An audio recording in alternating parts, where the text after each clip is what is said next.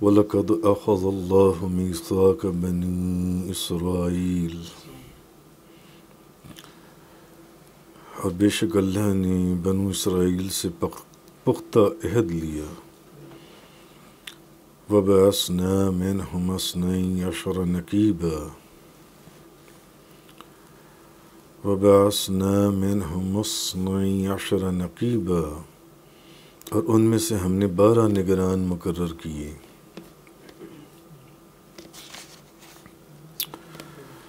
آگے فرمائیں وَقَالَ اللَّهُ إِنِّي مَعَكُمْ، اور اللہ نے فرمایا بے شک میں تمہارے ساتھ ہوں۔ لَئِنْ أَقَمْتُمُ الصَّلَاةَ وَآتَيْتُمُ الزَّكَاةَ، البتہ اگر تم نے نماز قائم رکھی اور زکوٰۃ ادا کی۔ وَآمَنْتُمْ بِرُسُلِي وَعَزَّرْتُمُوهُمْ وَأَقْرَضْتُمُ اللَّهَ قرضا حسنا لأكفرن عنكم سيئاتكم ولأدخلنكم جنات تجري من تحتها الأنهار فمن كفر بعد ذلك منكم فقد ضل سواء السبيل۔ تو اس آیہ مبارکہ کا پہلا حصہ یہ ہے کہ بے شک اللہ نے بنی اسرائیل سے پختہ عہد لیا اور ان میں سے ہم نے 12 نگران مقرر کیے۔ اب اس سے پہلے اللہ تعالیٰ نے پیچھے مسلمانوں سے فرمایا تھا اور تم پر جو اللہ کی نعمت ہے اس کو یاد کرو اور اس عہد و پیمان کو بھی یاد کرو جو اس نے پختگی کے ساتھ تم سے لیا تھا۔ پیچھے اس کا بیان تفصیل سے گزرا۔ تو اب یہ فرمایا جا رہا ہے کہ اللہ تعالیٰ نے بنی اسرائیل سے پختہ عہد لیا تھا، لیکن انہوں نے اس وعدے کو اور اس عہد کو فراموش کر دیا اور پورا نہیں کیا جو وعدہ ان کو پورا کرنا چاہیے تھا۔ تو اے مسلمانوں، تم بھی کہیں جو برائی بنی اسرائیل نے کہیں اس برائی میں تم بھی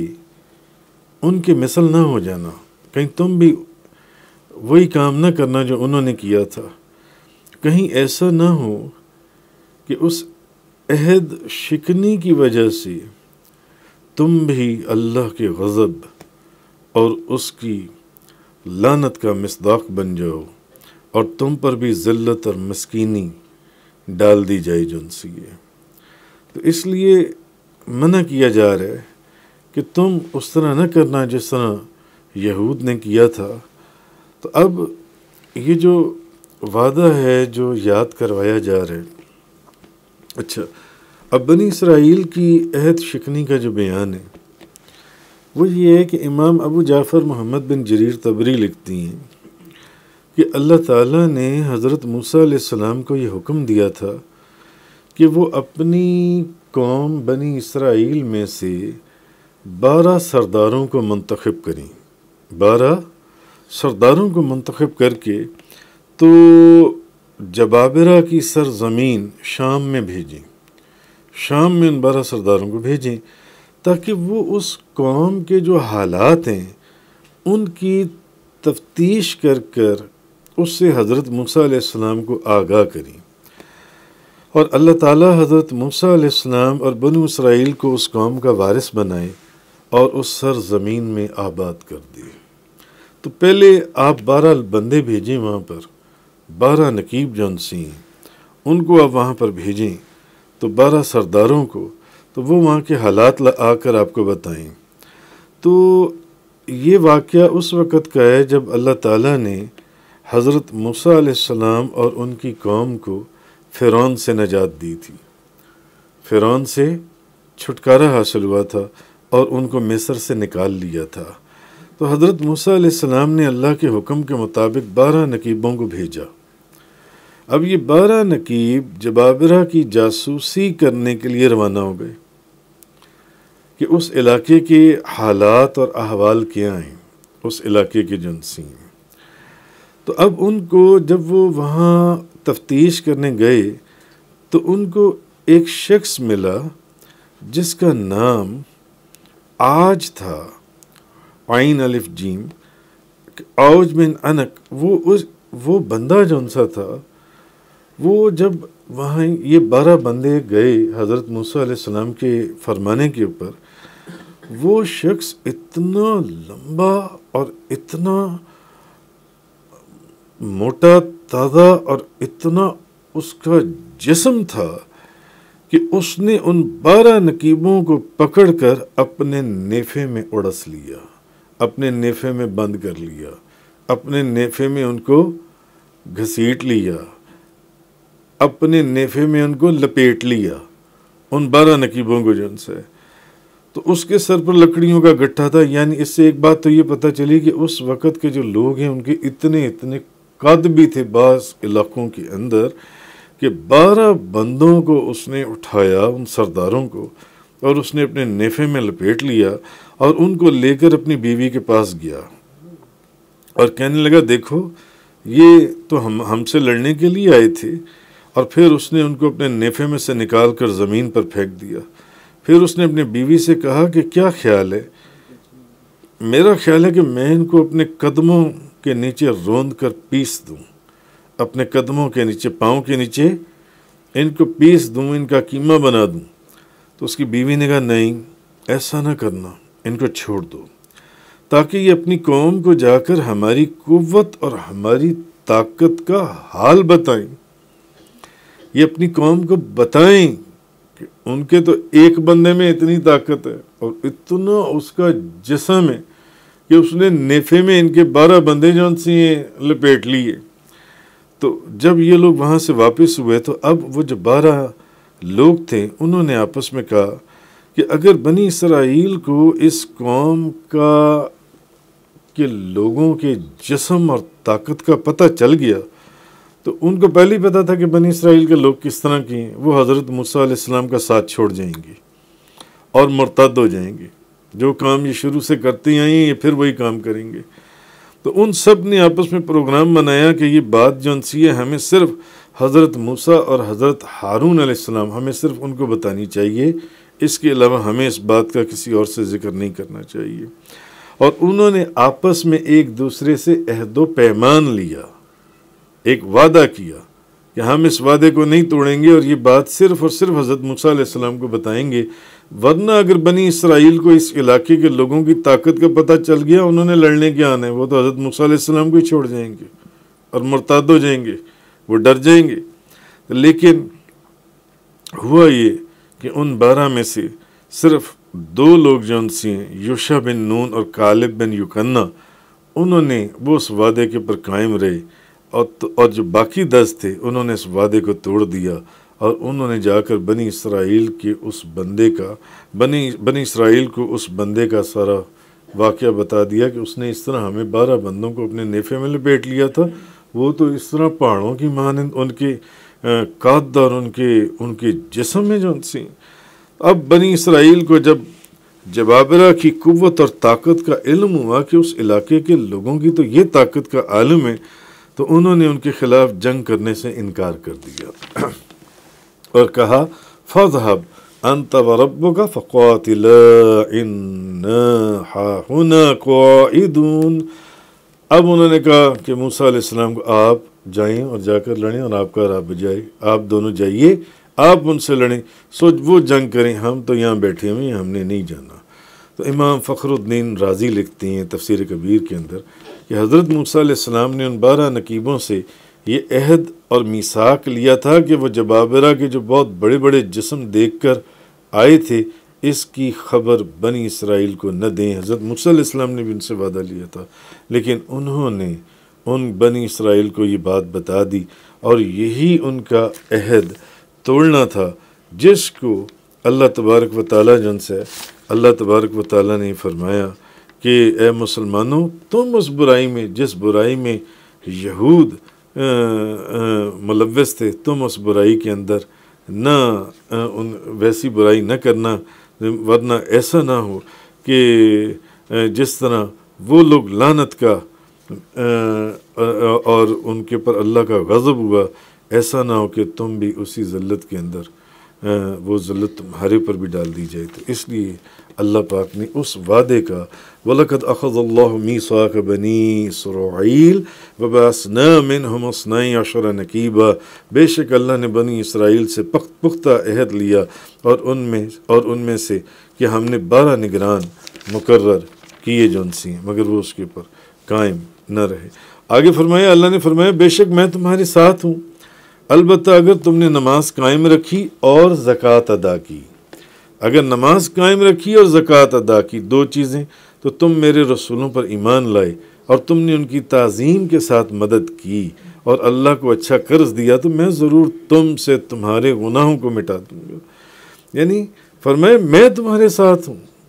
اگر تم نے نماز قائم رکھی اور زکوٰۃ دی۔ اب اس آیت میں نماز قائم کرنے کا اور زکوٰۃ دینے کا ذکر پہلے کیا گیا اور رسولوں کے اوپر ایمان لانے کا ذکر بعد میں کیا گیا۔ حالانکہ بظاہر تو ایسے ہونا چاہیے تھا کہ رسولوں پر ایمان لانے کا پہلے اور نماز اور زکوٰۃ کو ادا کرنے کا حکم بعد میں ہوتا۔ تو اس کا جواب علماء نے یہ دیا، انہوں نے کہا کہ یہود اصل میں اس بات کا اقرار کرتے تھے کہ نجات کے لیے نماز پڑھنا اور زکوٰۃ ادا کرنا یہ ضروری ہے۔ نجات کے لیے نماز پڑھنا اور زکوٰۃ ادا کرنا، مگر اس کے باوجود وہ بعض رسولوں کے انکار پر اصرار بھی کرتے تھے اور ان کا انکار کرتے تھے۔ اس لیے ان سے فرمایا گیا کہ تم میرے تمام رسولوں پر ایمان لاؤ، ورنہ اس کے بغیر محض جو صرف نماز پڑھتے اور زکوٰۃ ادا کرتے ہو، اس سے تمہاری نجات نہیں ہوگی۔ اگر تم یہ سمجھتے ہو کہ تم نے نماز پڑھ لی اور زکوٰۃ دے دی کیونکہ تم پر بھی تمہاری شریعت میں بھی موجود ہے، تو اور تم سمجھتے ہو کہ اس سے نجات ہو جائے گی اور بعض رسولوں کا تم انکار کر دو، نہیں، ایک رسول کی رسالت کا انکار بھی سارے رسولوں کی رسالت کا انکار ہے۔ اس لیے ایسا نہیں ہوگا، پہلے میرے رسولوں کے اوپر ایمان لاؤ، پھر نماز بھی پڑھنا اور زکوٰۃ بھی دینا، تو پھر تمہارا وہ عمل جو ان سے اللہ کی بارگاہ میں قبول ہوگا۔ آگے فرمایا فَبِمَا نَقْضِهِمْ مِيثَاقَهُمْ لَعَنَّاهُمْ وَجَعَلْنَا قُلُوبَهُمْ قَاسِيَةً، تو ان کے عہد توڑنے کی وجہ سے ہم نے ان پر لعنت کی اور ہم نے ان کے دلوں کو بہت سخت کر دیا۔ يُحَرِّفُونَ الْكَلِمَ عَن مَّوَاضِعِهِ، اور اللہ کے کلام کو اس کے مقامات سے بدل دیتی ہیں۔ یہ اللہ کے کلام کو اس کے مقامات سے بدل دیتی ہیں۔ وَنَسُوا حَظًّا مِّمَّا ذُكِّرُوا بِهِ، اور جس کے ساتھ ان کو نصیحت کی گئی تھی اس کے بھی بڑے حصے کو انہوں نے بھلا دیا۔ وَلَا تَزَالُ تَطَّلِعُ عَلَىٰ خَائِنَةٍ مِّنْهُمْ إِلَّا قَلِيلًا مِّنْهُمْ، اور آپ ان کی خیانت پر ہمیشہ آپ کو پتہ چلتا رہے گا، ماں سوائے چند لوگوں کے، آپ ہمیشہ ان کی خیانت پر مطلع ہوتے رہیں گے، ماں سوائے تھوڑے سے لوگوں کے، چند لوگوں کے۔ فاعف عنہم واصفح، آپ ان کو معاف کیجئے اور درگزر کیجئے۔ ان اللہ یحب المحسنین، بے شک اللہ محسنوں سے محبت کرتا ہے۔ اللہ تعالیٰ جو لوگ نیک کام کرتے ہیں، نیکی کرنے والے ہیں، ان سے محبت کرتا ہے۔ تو اب اس آیت کے اندر یہود کے اس عہد توڑنے کا ذکر فرمایا ہے دوبارہ سے، اور ایک یہ کہ وہ بعض نبیوں کی تکذیب کرتے تھے اور ان کو قتل کرتے تھے، اور دوسرا یہ کہ وہ تورات میں نبی پاک صلی اللہ علیہ وسلم کی جو نشانیاں اور صفات تھیں ان کو چھپا لیتے تھے، تو ان کو چھپاتے تھے۔ تو اللہ تعالیٰ کے اب اللہ تعالیٰ نے ان پر لعنت فرمائی۔ ایک تو یہ کہ اللہ نے ان کو اپنی رحمت سے دور کر دیا، لعنت کے معنی یہ ہیں۔ دوسرا یہ کہ ان کو مسخ کر کے بندر اور خنزیر بنا دیا، اور تیسری یہ کہ ان پر جزیہ مقرر کر، یہ کہ ان کے دلوں کو ایسا کر دو، ان کی حالت یہ کر دی کہ وہ دلائل دیکھنے کے باوجود حق کو قبول نہیں کریں گے جو ان سے ہے۔ تو یہود جو ہیں یہ تورات کی آیتوں میں رد و بدل کر دیتی ہیں اور اپنی طرف سے عبارات بنا کر آیات میں شامل کر دیتی ہیں۔ یہ ان کا کام ہے، ان کا مشغلہ ہے کہ نبی کریم صلی اللہ علیہ وسلم انہوں نے تورات کی آیات کو رشوت لیتے تھے اور آیات کو چینج کر دیتے تھے، تبدیل کر دیتے تھے، یا ان کو وہاں سے نکال دیتے تھے۔ تو اب فرمایا قرآن پاک میں جیسے سورۃ البقرہ میں ذکر گزرا تھا، فَوَيْلٌ لِّلَّذِينَ يَكْتُبُونَ الْكِتَابَ بِأَيْدِيهِمْ ثُمَّ يَقُولُونَ هَٰذَا مِنْ عِندِ اللَّهِ، ان لوگوں کے لیے بڑا عذاب ہے جو اللہ کی کتاب میں اپنی طرف سے لکھیں اور پھر کہیں کہ یہ اللہ کی طرف سے ہے، یعنی یہ کتابوں کو اللہ کی کتاب کو تبدیل کر دیتے تھے اور پھر اس کی جگہ کے اوپر آیات کو نکال کر دوسری اپنی طرف سے من گھڑت باتیں ڈال دیتے تھے اور کہتے تھے کہ یہ تو اللہ کی طرف سے ہے، یہ تو اللہ کی طرف سے ہے۔ اور ایک یہ جو اور خباثت کرتے تھے وہ یہ کہ تورات کی جن آیات میں نبی کریم صلی اللہ علیہ وسلم کی صفات ہیں ان کو چھپا لیتے تھے، حضور کی صفات کو چھپا لیتے تھے، تو یہ کام کرتے تھے، آیات کو تبدیل کر دیتے تھے، پھر بعض جگہوں پر خود سے کچھ ڈال دیتے تھے اور کہتے تھے کہ یہ اللہ کا کلام ہے، اور تیسرا یہ کہ نبی کریم صلی اللہ علیہ وسلم کی صفات کو چھپا لیتے تھے جون سا ہے۔ تو اب یہ بات تاریخ میں ثابت شدہ ہے، اور یہود اور نصارہ نے خود اس بات کا اعتراف کیا ہے کہ جو تورات حضرت موسیٰ علیہ السلام پر نازل ہوئی تھی، جو تورات حضرت موسیٰ علیہ السلام پر نازل ہوئی تھی اور جس کی حفاظت کا ان کو حکم دیا گیا تھا، اس کا صرف ایک نسخہ تھا۔ یہود و نصارہ خود اس بات کو تسلیم کرتے ہیں، اور بے شمار کتابوں کے اندر یہود اور نصارہ کے علماء نے اس بات کی تصدیق کی کہ وہ ایک نسخہ تھا، اور یہود اور نصارہ کے مورخین اس بات پر بھی ان کا اتفاق ہے کہ جب اہل بابل نے یہودیوں کو قید کیا اور یہودیوں کے اندر ایک لوٹ مار مچی، تو اس وقت وہ جو اصل نسخہ تھا وہ گم ہو گیا، وہ اصل نسخہ نہیں رہا، اور ان کے پاس اس کے علاوہ کوئی اور نسخہ نہیں تھا، اور جب اہل بابل نے ان کے ہیکل کو جلا دیا تب وہ اس نسخے کو محفوظ نہ رکھ سکی۔ یہ ان کی بے شمار کتابوں کے اندر انہوں نے خود اس بات کی تصدیق کی کہ ہاں ایسا جون سا وہ ہوا تھا، یہ جو پیچھے ذکر ہوا۔ تو جس کے ساتھ ان کو نصیحت کی گئی تھی اس کے بڑے حصے کو انہوں نے بھلا دیا، یعنی انہوں نے تورات پر عمل کرنا چھوڑ دیا، اور اللہ تعالیٰ نے نبیوں کے ذریعے ان سے جو وعدہ لیا تھا کہ وہ نبی کریم صلی اللہ علیہ وسلم کے اوپر ایمان لائیں گے، انہوں نے اس وعدے کو بھی پورا نہیں کیا، اسی لیے ان پر لعنت مسلط کی گئی۔ کیونکہ ان کو جو کہا جاتا تھا وہ اس کے اوپر عمل نہیں کرتے تھے، اس پر عمل نہیں کرتے تھے، دکھاتے یہ تھے کہ جیسے کہ وہ اللہ اور اس کے رسول کے فرامین پر عمل کرتے ہیں، دکھاتے یہ کرتے، شو آف یہ کرتے تھے، مگر ان کو جو حکم دیا جاتا تھا وہ اس کے اوپر عمل نہیں کرتے تھے۔ آگے فرمایا اس کے کہ تو آپ محبوب آپ ان کی خیانت پر ہمیشہ مطلع ہوتے رہیں گے، آپ کو خبر ملتی رہے گی، آپ کے علم میں ہوگا ماں سوائے چند لوگوں کے۔ اور اس کا بھی یاد ہے کہ اس سے مراد یہود میں بنو نذیر ہیں، جنہوں نے جس کا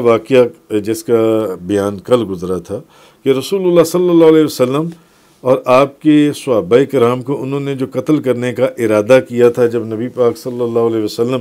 2 مسلمانوں کی دیت کے سلسلے میں حی بن اخطب کے پاس گئے تھے، ان کے یہودیوں کے بڑے سردار کے پاس، تو اس نے کہا آپ بیٹھے، میں آپ کے لیے کھانے کا انتظام کرتا ہوں، اور اب آپ کو میرے سے کام پڑا۔ باہر جا کر اس نے یہودیوں کو کہا کہ اب موقع ہے، وہ تمہارے اتنے قریب ہیں کہ یہ موقع تمہیں پھر نہیں ملے گا، پتھروں سے کچل دو۔ نبی کریم صلی اللہ علیہ وسلم، حضرت ابو بکر صدیق، حضرت عمر فاروق اور حضرت علی کرم اللہ وجہ الکریم کو، ان چاروں کو جن سے، تو اب وہ چیز اس کے اللہ تعالیٰ نے آپ ان کی خیانت پر ہمیشہ مطلع ہوتے رہیں گے، کیونکہ آپ کو اللہ پاک نے اس سے خبردار کر دیا، اور جبریل علیہ السلام اس سے پہلے کہ وہ کوئی ایسی حرکت کرتے آپ کو وہاں سے اٹھا کر لے گئے۔ تو آگے اللہ پاک نے فرمایا آپ ان کو معاف کیجئے، انہوں نے جو بھی حرکت کی ہے آپ ان سے درگزر کیجئے، بے شک اللہ تعالیٰ نیکی کرنے والوں سے محبت کرتا ہے۔ تو یہودیوں کے 3 گروہ تھے، بنو قینقاع، بنو نذیر، بنو قریظہ کے ساتھ نبی پاک صلی اللہ علیہ وسلم نے ہمیشہ نیک سلوک کیا، ہمیشہ۔ مدینہ منورہ میں ہجرت کے بعد آپ نے ان سے صلح کی اور یہ معاہدہ کیا کہ وہ نہ خود آپ سے جنگ کریں گے اور نہ آپ کے خلاف جو دشمن مدد کریں گے، جنگ کریں گے، وہ ان کی بھی مدد نہیں کریں گے، اور وہ نبی کریم صلی اللہ علیہ وسلم کی طرف سے مامون رہیں گے، یعنی وہ امن میں رہیں گے اور ان کے اموال اور ان کی جانیں محفوظ رہیں گی، اور وہ مکمل آزادی کے ساتھ مدینہ منورہ میں رہیں گے، جہاں چاہیں گے آ جا سکیں گے۔ اور یہ معاہدہ میثاق مدینہ کے نام سے مشہور ہے، لیکن کچھ عرصہ گزرنے کے بعد یہود نے اس معاہدے کی بھی خلاف ورزی کی اور نبی کریم صلی اللہ علیہ وسلم کے ساتھ خیانت کی، اور کفار قریش کے ساتھ مل کر انہوں نے مسلمانوں کے خلاف باقاعدہ جنگ میں حصہ لیا، جبکہ نبی پاک صلی اللہ علیہ وسلم کا ان کے ساتھ معاہدہ ہو چکا تھا میثاق مدینہ کے نام سے کہ وہ ایسا نہیں کریں گے اور نہ دشمنوں کے ساتھ ملیں گے۔ تو انہوں نے ہمیشہ کوئی نہ کوئی ایسی حرکت کی۔ آگے آیت نمبر 14 کے اندر فرمایا وَمِنَ الَّذِينَ قَالُوا إِنَّا نَصَارَىٰ أَخَذْنَا مِيثَاقَهُمْ فَنَسُوا حَظًّا مِّمَّا ذُكِّرُوا بِهِ، اور ہم نے ان لوگوں سے بھی پختہ وعدہ لیا جنہوں نے کہا ہم نصارہ ہیں، تو اس کے بڑے حصے کو انہوں نے بھلا دیا جس کے ساتھ ان کو نصیحت کی گئی تھی۔ فَأَغْرَيْنَا بَيْنَهُمُ الْعَدَاوَةَ وَالْبَغْضَاءَ إِلَىٰ يَوْمِ الْقِيَامَةِ، تو ہم نے ان کے درمیان عداوت اور بغض کو روز قیامت تک لازم کر دیا، ان کے اندر ہم نے عداوت اور بغض کو ڈال دیا۔ وَسَوْفَ يُنَبِّئُهُمُ اللَّهُ بِمَا كَانُوا يَصْنَعُونَ، ان قریب اللہ انہیں ان کاموں کی خبر دے گا جن کو وہ کرتے تھے۔ اب اس آیت کا بھی مطلب یہی ہے کہ ہم نے نصارہ سے بھی اس بات کا پختہ عہد لیا تھا، نصارہ سے بھی، جیسے یہود کے عہد کا ذکر چل رہا تھا کہ وہ رسول اللہ صلی اللہ علیہ وسلم پر ایمان لائیں گے اور آپ کی پیروی کریں گے اور آپ کی مدد کریں گے، جیسے یہود سے اللہ تعالیٰ نے پکا وعدہ لیا تھا۔ لیکن نصارہ نے بھی، اللہ پاک نے فرمایا، انہوں نے بھی یہود ہی کی طرح اس عہد کو توڑ دیا اور انہوں نے اپنے دین کے احکام پر عمل نہیں کیا، تو اللہ تعالیٰ نے ان کو اس کی سزا دی کہ ان کے دلوں میں ایک دوسرے کے خلاف عداوت اور بغض کو ڈال دیا۔ وَأَغْرَيْنَا بَيْنَهُمُ الْعَدَاوَةَ وَالْبَغْضَاءَ إِلَىٰ يَوْمِ الْقِيَامَةِ، تو ان کو کہ ہم نے ان کے درمیان عداوت اور بغض کو روز قیامت تک ان کی اس سرکشی اور ان کی اس نافرمانی کی وجہ سے ہم نے ان کو ڈال دیا، اور جس کا وہ انکار کرتے تھے۔ تو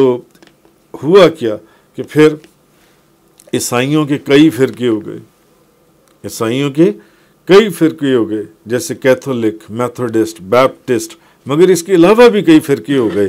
اور اب وہ سارے فرقے اتنے ہونے کے بعد ایک دوسرے کے اوپر کفر کا فتویٰ لگانے لگے۔ وہ فرقہ اس کو کہنے لگا تم کافر ہو، وہ فرقہ اس کو کہنے لگا تم کافر ہو۔ تو وہ اس لیے تھا کہ اللہ نے ان کے دلوں کے اندر عداوت ڈال دی قیامت تک کے لیے، اور وہ ایک دوسرے کے اوپر لعنتی کرتے رہیں گے، لعنت کرتے رہے۔ ان قریب اللہ تعالیٰ قیامت کے دن ان کو ان کے کاموں کی خبر دے گا۔ وَسَوْفَ يُنَبِّئُهُمُ اللَّهُ بِمَا كَانُوا يَصْنَعُونَ، ان قریب اللہ انہیں ان کاموں کی خبر دے گا جن کاموں کو وہ کرتے تھے۔ تفسیر قرآن کا یہ لیکچر انگلش میں سننے کے لیے براہ کرم ڈسکرپشن میں موجود لنک پر کلک کریں۔